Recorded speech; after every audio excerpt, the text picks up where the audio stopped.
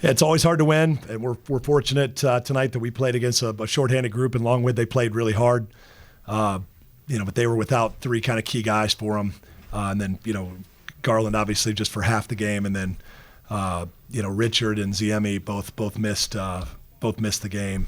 That changes them. They weren't quite as deep up front as they would be normally, but I thought our guys did some good things. Josh next to me gave us a nice lift off the bench, scored some baskets, got some rebounds. We did enough. We didn't shoot the ball particularly well. We were a little sloppy with it at times, but a lot of that has to do with Longwood and their system.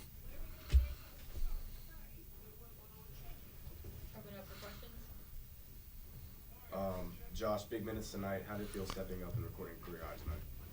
I mean, it was great. I've just been trying to stay ready the whole time. I've never been playing as much, but finally got a chance and I did all right. So just thanks to the coaching staff for believing in me, and hopefully I can keep it going. Coach, where does the confidence come in when you have three big men that can put up good numbers when one of them may not be that night, being able to have somebody else to go to? Well, I think you saw what makes our team dynamic. The other night Bodo carries us. Tonight J.I. comes in and he gave us a huge lift. There's been other nights that Simon's been the guy. Having all three of those guys is why we're poised to make a run. If one guy doesn't have his best stuff in a night, and other guys can step up.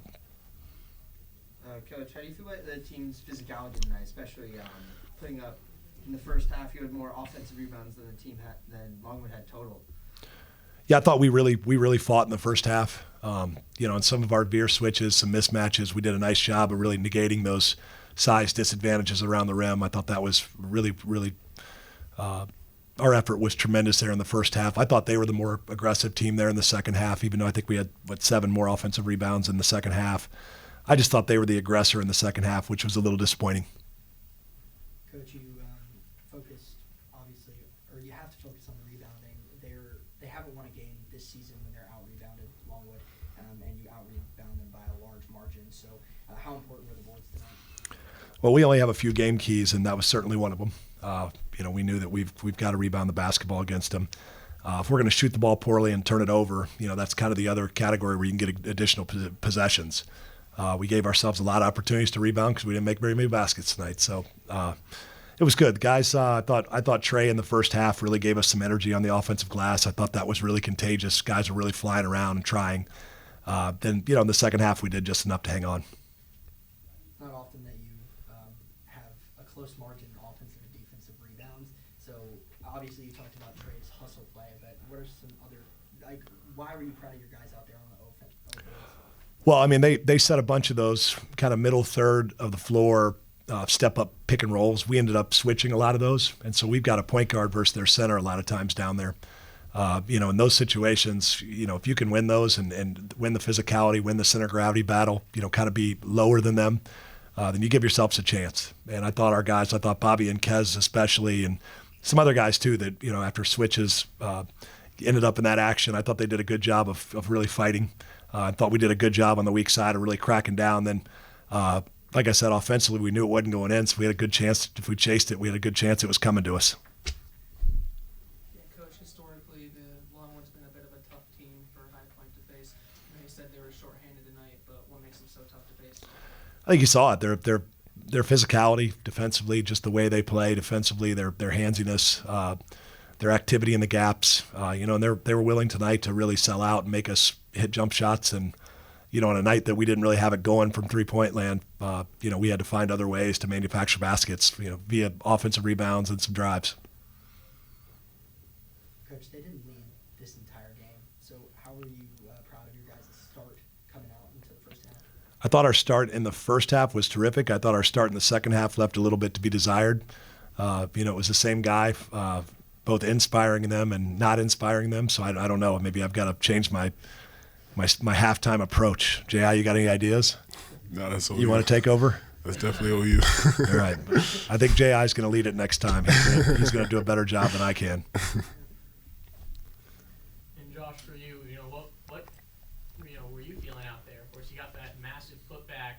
You take us through that play specifically, that putback on Amani's three. Oh, and yeah, I was feeling amazing. Like the crowd was loud. I saw him like line up to shoot a three from like 5 feet out. I didn't know what he was doing, but he shot it, and no one busted me out. So jumped up as high as I could, and yeah, I got it. So it was great. I went crazy. Coach, you've had some pretty full crowds these last couple of home games. How's the more electric crowd experience and atmosphere help your team kind of push forward in these games, especially against tough opponents? Yeah, I mean the crowd here, we have such an advantage.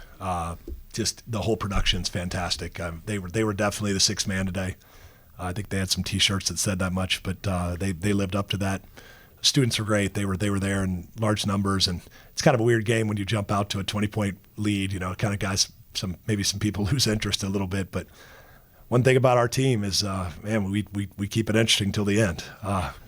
That is not by design, but you know, I'm always thinking of the experience that the fans are going to get. I don't want Dr. Cobain's crowd to leave not entertained. So there you go. That's my gift.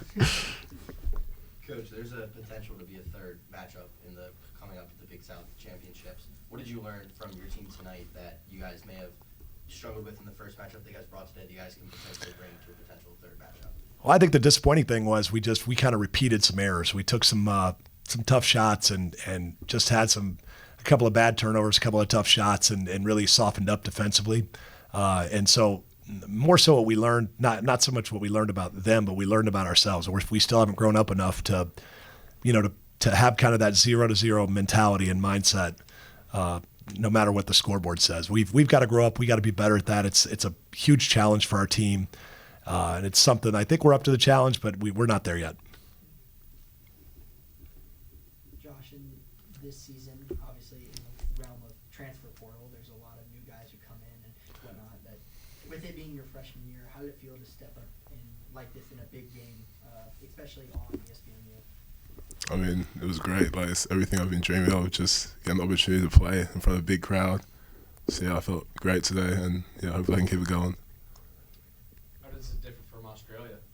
Well, it's definitely more physical here, and the crowds are different. Like students are going crazy every play. Like I love it. You know, it's interesting for these international guys. They play really high-level basketball. He's able to train with the Perth Wildcats, which is like really high level, like one just barely outside the NBA. But you just don't get to play a ton of games. Maybe the U20s, like maybe the finals of the U20s or something, you get a good crowd. After that, how many great crowds have you played in front of? No, nothing. Not very many, like right? Yeah. So it's always for the international guys a little bit of a challenge, just that piece of it. They don't get to come through kind of our high school system where they've played in front of a few thousand people a couple of times. They get to learn out in front of us a little bit. Josh and Coach, you can kind of, key in too. Was Monday's practice any more aggressive or difficult, or like maybe something happened Sunday night that you're not in a good mood about? I'm not gonna lie, it was pretty light. Like we took it easy on our feet, and we just tried to prepare for today. Wait, I think we might have had. I think he's trying to come at me on the Super Bowl here. No, yeah, no. He's worried. What's the AFL team in Perth? We got the Fremantle Dockers and the West Coast Eagles. Fremantle Dockers are my team. So Which one's your team? Fremantle Dockers, shout out them. I don't even know what that you just said there. That was so Australian. Fremantle Dockers. Okay, Look them up, yeah. He's more of a Dockers guy. Yeah. The Chiefs got their butts kicked so bad. I got a good night's sleep. I was asleep by halftime, so we were well rested. We were well rested, ready to go on Monday. Josh, perfect 4 from 4 from the field. How is your shot selection kind of? Did you think about that during the game, or are you just more like bucket mindset? No, it's just I'm lucky to play with a team that's just so good at basketball. Like everyone looks at them, I'm just wide open, so I just gotta finish strong, try to dunk it, and yeah, that's what I was trying to do today. So yeah. Josh is being nice. Josh has a great feel on kind of when to, you watch our on ball actions, and people will see this later in Josh's career. Josh can really shoot the basketball. That's not kind of been his role thus far, just as he kind of gets his feet wet and has been playing limited minutes. But when we practice as more of a role, kind of like what Simon does. But when he's in games, he can roll and pop, kind of with equal effectiveness. He did a great job today of feeling some slips, and then catching them and making a couple passes out of there, and also finishing. It's a really high level play for a guy his age to make.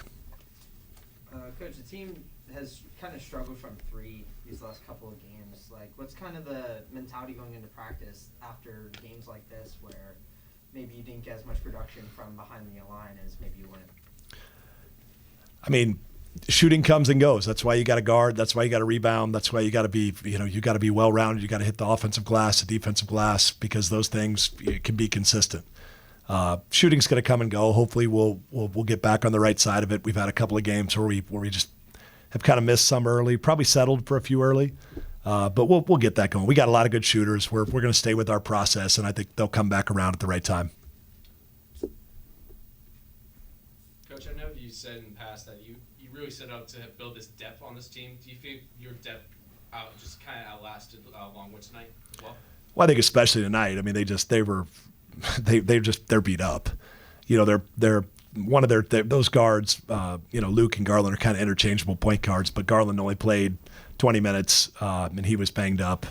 And then they, on top of it, they got basically two of their three kind of headed monster was out. And Ziemi and then Richard's more of a four-man, but like they just the physicality on the glass and that you usually have to worry about with Longwood just wasn't there quite to the same level that it is when those guys play. So on a normal night, they've got a lot of depth too, I guess is my point. Tonight was just a little bit more than normal because those guys were out.